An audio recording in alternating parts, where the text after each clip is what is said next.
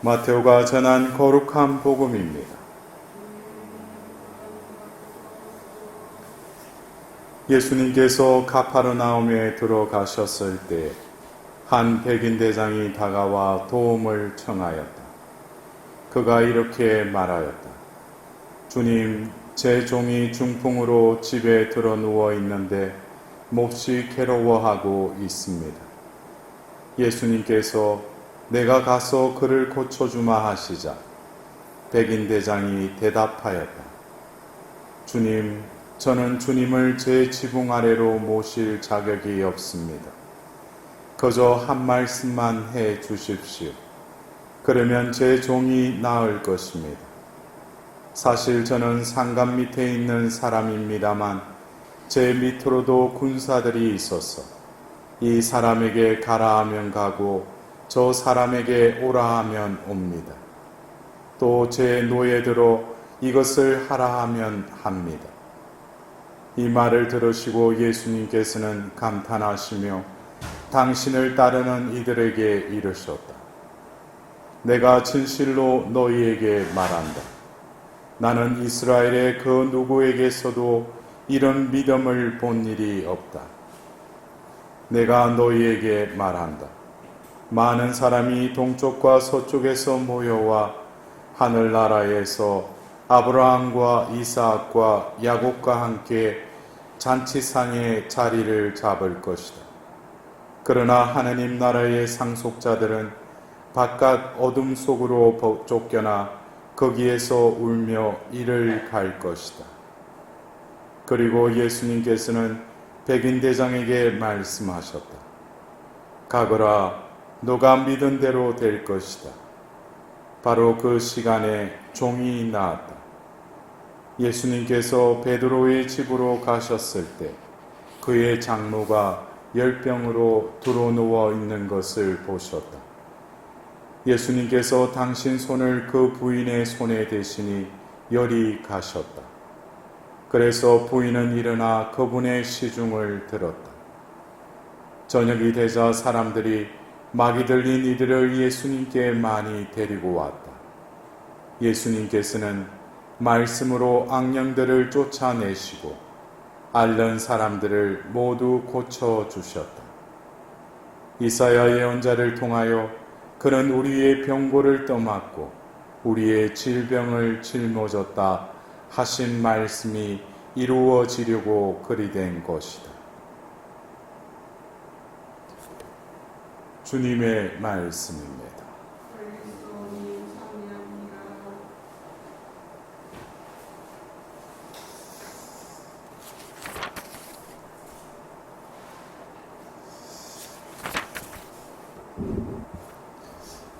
우리가 창세기 12장부터 시작되는 그 아브라함의 믿음의 여정을 보노라면 하나님께서는 분명히 아브라함을 믿는 조상들의 그 아버지가 되게 하시겠다고 약속하셨죠.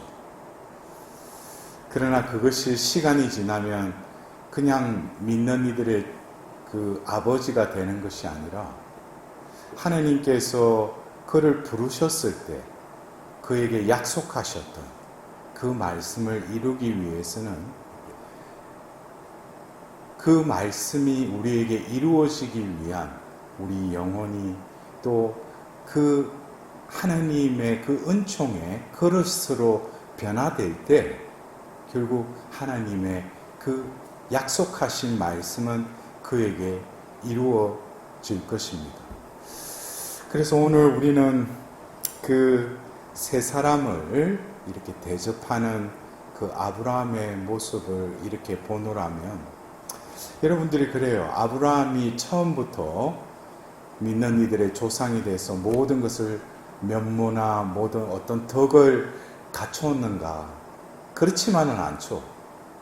그러나 그 믿는 이, 그 믿음의 사람이 되기까지는 어쩌면 당금질이 필요하고 또 영혼의 그 단련을 통해서 결국 하나님께서 우리에게 주신 그 믿음이 우리 안에서 자라나고 또 열매 맺는 데 있어서는 우리의 계획도 있지만 하나님의 계획이 필요하다는 거예요. 그래서 오늘 우리는 그 세 사람, 천사일 수도 있고, 어떻게 보면은 주님 삼위일체이신 하나님을 또 표상할 수도 있죠. 근데 결국 이 아브라함이 그 낯선 나그네들을 이렇게 대접하는 걸 이렇게 보면은 아브라함이 참 후한 사람이구나.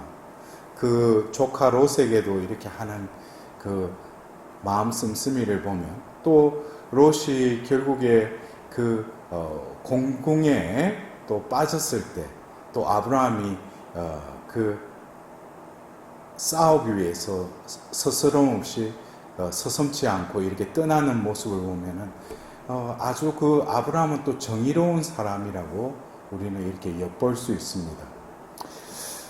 근데 이 어떻게 보면은 그가 후하고 또 정의로운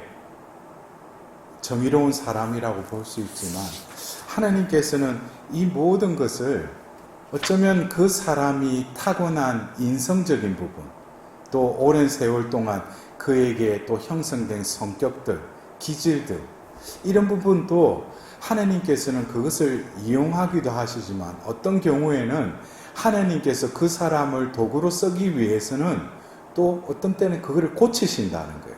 왜냐? 그것을 그대로 내가 이때까지 살아왔던 인성적인 그것으로는 하나님의 그 은총에 부응하는 영적인 사람으로서는 어떤 내 인성적인 어떤 부분이 걸림돌이 될 수도 있다는 것이죠.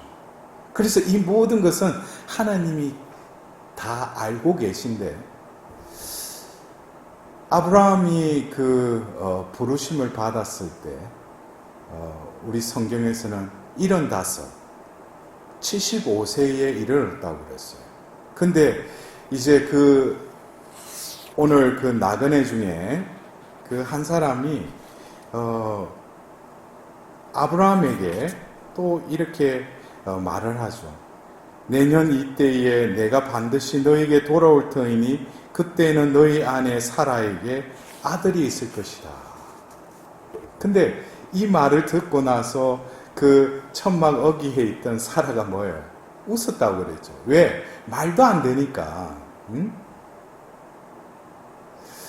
여기서 보면은 하나님이 그래도 75세에 부르셨을 때 믿는 이들의 아버지가 될 것이다 그랬으면 빨리 어떻게든지 그 소생을, 그 후사를 이렇게, 그래도 조금 75세 그러니까 우리가 지금 75세 그러면은 그때 어떻게 애를 낳을 수 있는가 그러지만, 또 그 시대에 따라서 그 수명이라는 게, 우리가 요즘에는 수명이 많이 늘어났지 않습니까? 그래서 요즘에는 60대, 70대도 경로당에도 보면 출입도 못 한다고 그러는데, 근데 그런 어떤 산술적인 의미보다도 하나님께서 당신의 일을 하려면 좀 더 젊었을 때 그 후사를 주시지, 왜 이 내년 아브라함에게 있어서 100살이 되는 해에 그 아들을 주시는가? 여러분들은 어떻게 생각하십니까? 그것이 어쩌면 믿음의 본질에 대해서 우리가 깨달아야 돼요. 우리가 하나님을 믿습니다. 예수 그리스도를 주님으로 믿습니다. 내가 이거 지금 바라는 거 이루어지리라고 믿습니다. 이것이 믿음이에요. 어떻게 보면 믿음을 가지지 않는 세상 사람들, 또 우상 숭배를 하는 사람들도 그런 믿습니다라는 것은 바랄 수 있죠. 그러나 우리 그리스도교, 하나님을 믿는 그 자녀로서 믿는다는 것은 어떤 의미겠어요? 그 믿음은 우리로부터 그 믿음이 나오는 것이 아니라 하나님으로부터 이미 주어졌는데, 그 믿음이 우리 안에서 다시금 바라고 그 믿음이 효력을 드러내려면은 결국에는 뭐겠어요? 내가 믿습니다 한다고 해서 믿음이 형성되는 것이 아니라 불가능한 거. 어떻게 보면 자기 이성적으로는 자기가 이때까지 살아와서 경험적으로는 도저히 이것이 이루어지지 않음에도 불구하고 그것을 뛰어넘는 믿습니다가 하나님으로부터 오는 그 믿음이 내 안에 자리 잡을 때 그 믿음은 뭐겠어요? 바라는 것이 실체가 되고 보이지 않는 보정이 이 현실 속에서 이루어진다는 거예요. 그래서 25년이라는 그 세월을 하나님께서는 의도적으로, 그래서 며칠 전에 우리가 그 창세기의 말씀도 그러잖아요. 아브라함이 이제는 한탄하면서 이제 우리 종이 내 후사가 될 것이다. 그러니까 하나님이 그러잖아요. 아브라함 보고 나와보라고 그러니까 하늘을 쳐다보라고 그러니까 별이 많은 거, 너의 후손을 저렇게 별처럼 많게 하라. 속으로는 어떻게 하겠어요? 아니 뭐 주고 그런 이야기를 하시든지, 주지도 않고 무슨 별처럼 뭐 바닷가의 모래알처럼. 하나님은 하나님이시잖아요. 그러나 우리에게 진정으로 가능성이 있을 때 그거를 이루어 주실 수도 있는 분이셔요. 근데 인간은 자기 중심적인 삶을 온전히 벗지 않고서는 하나님이 응답해 주셨을 때 그것을 그 당시에는 하나님 감사합니다 그래 놓고 또 돌아가면 뭐예요? 아, 내가 그때 조금 노력을 하니까 하나님이 응답해 주셨다고. 거기다가 뭘 이렇게 또 첨가해요? 자기 공로와 자신의 노력과 수고를 거기에 또 섞는다는 거예요. 그래서 하나님은 어떤 상황에서 그거를 지금 그것을 응답해 주실 수도 있지만 당신의 때를 또 기다리시는 거예요. 그렇다면은 하나님의 그 믿음의 열매가 단박에 이루어지려면 어떻게 해야 돼요? 오늘 복음에 그 이방인이었던 백인 대장은 어쩌면 예수님께 다가와서 제 종이 중풍으로 집에 들어 누워 있는데 몹시 괴로워하고 있습니다. 예수님께서 내가 가서 그를 고쳐주마 그랬어요. 내가 가서. 근데 이 종이 이어서 하는 말이 뭐예요? 주님, 저는 주님을 제 지붕 아래로 모실 자격이 없습니다. 그저 한 말씀만 해 주십시오. 그러면 제 종이 나을 것입니다.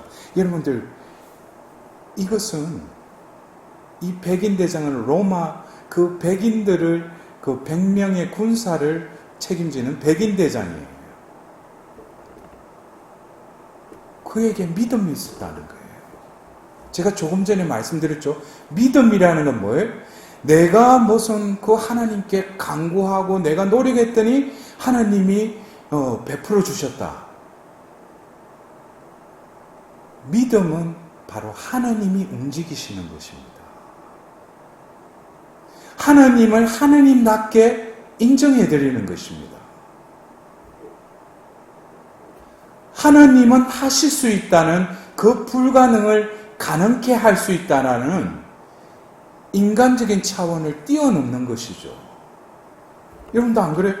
예수님이 내가 가서 고쳐주마 그랬는데 그 종은 뭐라고 해요?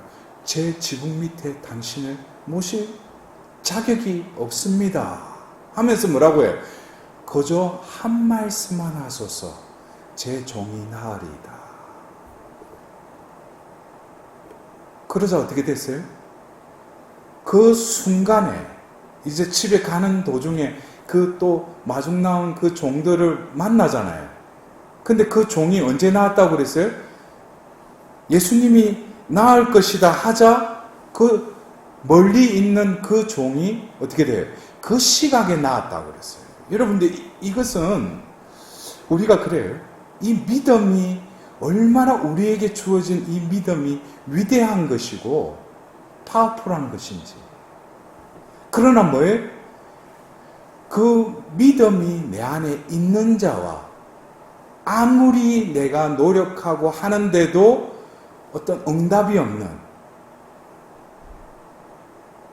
그런 자는 결국에 하나님, 예수님은 그것을 아시고 계셔요? 모르고 계셔요? 아신다는 거예요. 그래서 이방인인 그 백인 대장을 그에게 뭐라고 하세요? 나는 이스라엘의 그 누구에게서도 이런 믿음을 본 일이 없다. 믿음. 여러분들 믿음이 어떤 것인지 조금 아시겠어요? 그러면은 우리가 다시금 이 아브라함으로 이끄시는 하느님께서 우리가 창세기 12장 1절을 보면은 내 고향과 내 친족과 내 부모를 떠나서 내가 약속한 땅으로 가라고 그러죠. 어떻게 보면은 하나님은 처음에 나를 따라라 했듯이 먼저 자신이 그 살던 곳, 또 인연을 맺었던 그것을 어떻게 하라는 거예요? 떠나라 이거예요. 우리가 믿음의 삶을 살려면은 내가 뿌리 내리고 있는 그곳을 어떻게 돼요? 떠나야 된다는 거예요. 이것은 또 다른 포기일 수도 있고 두려움과 보장되어 있지 않는 어떤 것을 하나님은 하나님이시기에 먼저 그 말씀을 건네신다는 거예요. 그리고 나서 뭐라고 그래요? 아브라함에게 12장 2절에 보면 내가 복을 내려주겠다고 그래요. 여러분들 우리도 복을 받기를 원하잖아요. 그러나 중요한 것은 먼저 떠나라고 그러고 2절에 복을 내려주실 뿐만 아니라 너는 복이 될 것이다 그래요. 아브라함이 되면은 이제 복이 될 것이라는 거예요. 내가 복을 내려줄 것이다. 우리는 보통 이 첫 번째 떠나라고 할 때 우리는 그것을 따라야죠. 그러면 하나님은 이어서 복을 내려주시겠다는 거예요. 그러나 많은 이들이 이 두 번째 코스에서 그냥 멈춰버리죠. 복 내려주시면 감사합니다 하고 거기서 끝나버려요. 그러나 두 번째 복을 내려주실 뿐만 아니라 세 번째 뭐예요? 너의 존재를 복덩어리가 되게 해주겠다는 거예요. 이게 세 번째 프로세스예요. 그리고 하나님이 아브라함을 부르신 목적이 뭐예요? 믿는 이들의 아버지가 되게 해주시겠다고 그랬죠. 그 네 번째가 3절에 뭐라고 그래요? 너가 복을 내리면 그 복이 그에게도 흘러갈 것이라는 거예요. 너가 어떤 누구에게 저주를 베풀면 저주가 흐르겠다는 거예요. 그러면서 모든 그 민족들이 너를 통하여 복을 받을 것이다 그래요.